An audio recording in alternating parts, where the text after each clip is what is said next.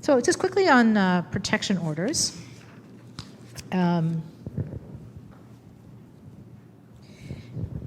A family member, well, I won't go through the definition of family violence or family member. You probably all know that. So this case I put in last year, Madam Justice Fleming's. I just like it just because she just talks like the broader range of what is family violence. Speaking of which, how many of you are familiar with the case A, B versus C, D, and E, F?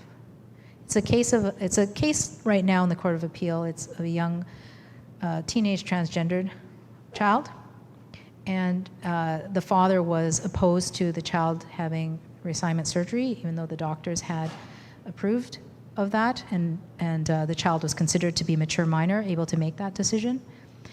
But one of the things in this case was that the court found that the father's refusal to refer to the child by his chosen name, the courts found he was publicizing, he's involved in extremely right-wing groups like Culture Guard, and he's basically posting personal information about this child, publicly, giving the child a different name, but a different female name.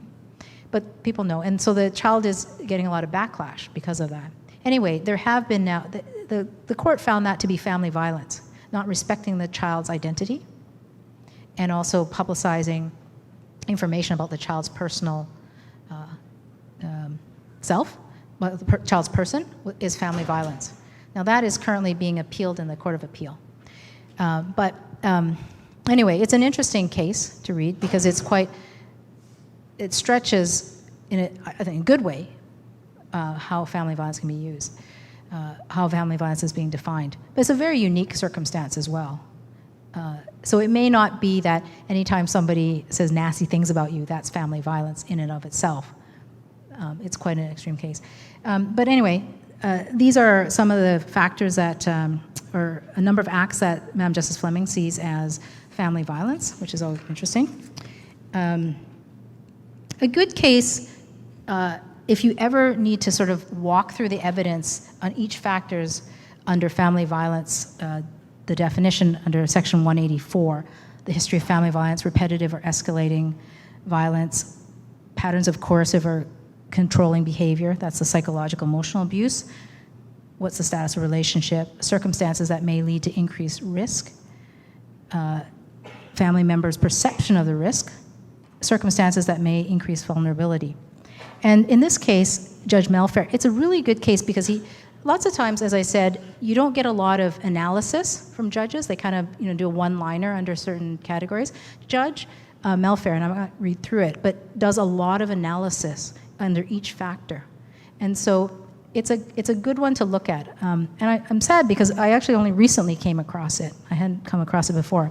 But he says very clearly, judges have to take a broad and contextual perspective and taking into account a variety of factors in determining whether family violence is likely to occur. In this recent case of Dennis and Gill, Mr. Justice Brundett accepted that the parties had a volatile relationship, but that it was the respondent who had been violent towards the claimant on several occasions, and he was quite controlling and coercive at times. And so on that basis, the judge was satisfied that a protection order should be made, and he again looked at the factors in Section 184 in considering also the likelihood that violence, and said likelihood that the violence will be greater over the coming year when the respondent had to leave the former family home. And particularly that the respondent had shown himself to be occasionally vindictive and impulsive in the past, that the judge felt that the likelihood of the reoccurrence of family violence over the near term was much higher, and therefore the protection order was warranted.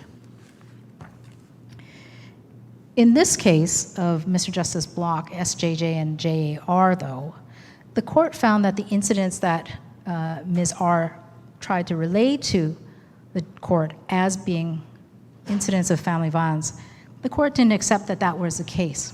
So one of the things was Ms. R referred to an incident when Mr. L was 13 years old, like something way back in the day.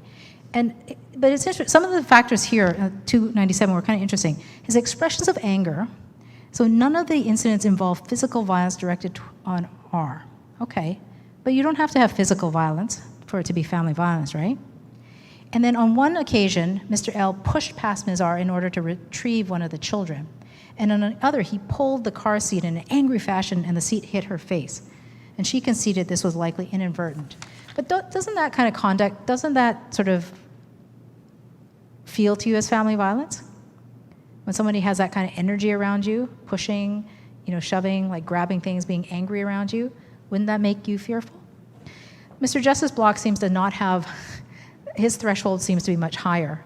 And he just said, well, given the nature, so he minimizes how serious they are and the infrequency of the incidents, he concludes that, well, they're just isolated and caused by situational factors that are unlikely to rise again, as long as the children's schedule is figured out, right? So as long as the dad gets his way and gets a schedule sorted out, then he won't be like this anymore. Well, I'm sure you've gone through a lot of experiences with your clients, and that's never the case. So anyway, that's a recent one where sometimes I feel like I often feel like I'm really anti-feminist, because I often have to tell my clients, I don't think that's enough for the court. I just feel like crap, because I know it's horrible for what they're going through. But I have to tell them, we might have a certain judge who won't think that that's that bad, right? And just conduct orders, clearing up on conduct orders. These are, I always talk about conduct orders, because oftentimes if you can't get a protection order, you can actually get lots of conduct orders. There's also a section called Section 218, which the judge can make any terms that it feels appropriate and attach them to orders. So you can get lots of orders, people, around like not drinking, somebody not drinking, how they communicate with you, like text, limit the number of emails each day, for example, not talking through the kids, not scheduling things with the kids, not belittling the other parent through the child. I mean, sometimes they're certainly hard to enforce, but you can get these orders, and the more you put in place, hopefully it stops, at least put some barrier to the other person continuing that kind of conduct. So conduct orders are, I think, useful, because I think you can get really, creative in what is necessary for your client's circumstance, right? Here's a couple. These are the fairly common ones that Judge Giardini named. Oftentimes it's the communication, not communicating directly or indirectly except through emails and text. Some people use the online Google Docs or our Family Wizard. And I like the ones that it's like each party has to respond within, some people want like 24 hours, right? Some people are obsessive. I want you to respond in 4 hours. You must respond within 2 hours. I don't know, like it's a little crazy making, but usually something that's 48 hours is reasonable to ask for a response for anything important. And the 227 is often common as well. Don't come to my home, don't come to my work, don't come to, my massage place, wherever. Don't come to, and so those are also important to do for many people. Lots of times the courts like to do mutual ones. And I am of the view, I've said before, is that I try to avoid mutual ones if it is not my client committing any kind of the bad behavior. Because I think it just creates this whole like, well, see, they're both the same, right? They're both as bad. And if it's one person who's actually needs a conduct order against them, that's who it should be against. So, I like the ones that do not record your child or put video. Don't put the audio recorder in the teddy bear when you send one. Yeah. And some people do that. Or photographs. I mean, I've got clients who are like, they're wearing the GoPros on every exchange, like they're, Sometimes it is for safety, but sometimes it just aggravates the situation and makes things worse.